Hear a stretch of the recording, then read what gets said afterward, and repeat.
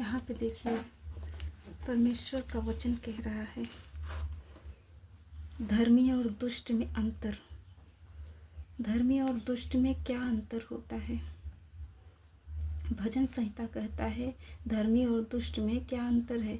क्या ही धन्य है वह मनुष्य जो दुष्टों की युक्ति की सम्मति पर नहीं चलता, न पापियों के मार्ग में खड़ा होता है और न ठट्ठा करने वालों की बैठक में बैठता है, परंतु वह तो यहोवा की व्यवस्था से आनंदित होता है।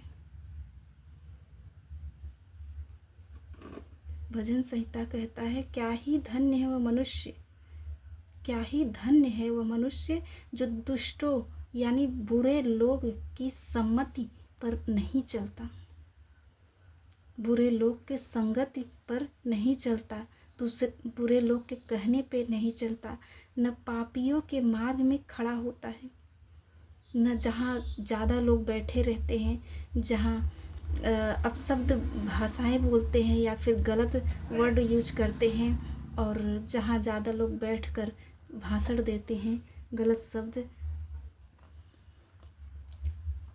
भजन संहिता वही कह रहा है कि न पापियों के मार्ग में खड़ा होता है और न ठट्ठा करने वालों की बैठक में बैठता है, परंतु वह तो यहोवा की व्यवस्था से आनंदित होता है। यहोवा जो चाहता है वह हमेशा वैसे ही खुश रहता है और उसकी व्यवस्था पर रात दिन मनन करता है। जो परमेश्वर में हमेशा ध्यान और अच्छा जीवन व्यतीत करता है, परमेश्वर में जो दिन रहता है, परमेश्वर के हर एक वचन को पढ़ता है और अपने मन में बसाए रखता है, वह हमेशा परमेश्वर में बना रहता है और उसकी व्यवस्था पर रात दिन मनन करता है, वह हमेशा खुश रहता है।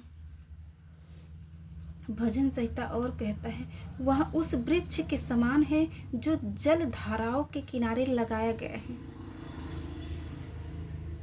वह उस वृक्ष के समान है जो जल धाराओं के किनारे लगाया गया है और अपनी ही ऋतु में फलता है। उसका कोई न देखभाल करता है, न मतलब कहीं किनारे पेड़ पर लगाया गया है और उसका कोई मतलब न पानी डाला जाता है, न सींचा जाता है, न उसका कोई देखभाल करता है, फिर भी वो अपनी ही ऋतु में फलता है।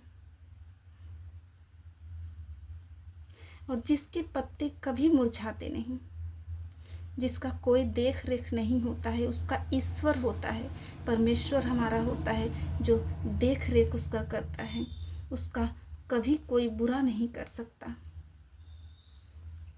इसलिए जो कुछ वह मनुष्य करता है वह उसमें सफल होता है।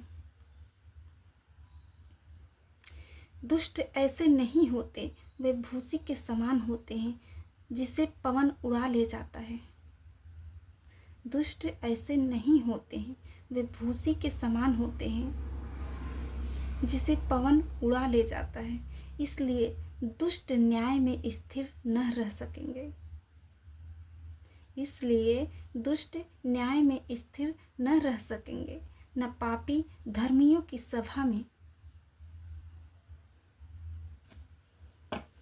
क्योंकि यहोवा धर्मियों का मार्ग जानता है परंतु दुष्टों का मार्ग नष्ट हो जाता है। क्योंकि यहोवा धर्मियों का मार्ग जानता है परंतु दुष्टों का मार्ग नष्ट हो जाता है।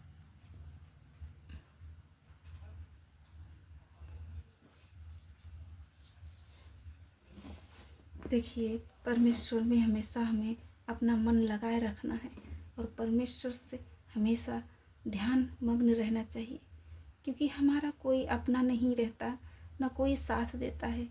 मनुष्य के भरोसे कभी न रहे, हमेशा परमेश्वर के भरोसे जिए। परमेश्वर ही हमारा सब कुछ है, क्योंकि वही पृथ्वी पे हमें जन्म दिया है, वही हमारा रक्षक है, हमारा सहारा, हमारा सहयोग है। परमेश्वर भला है, महान है, पवित्र है। आमीन।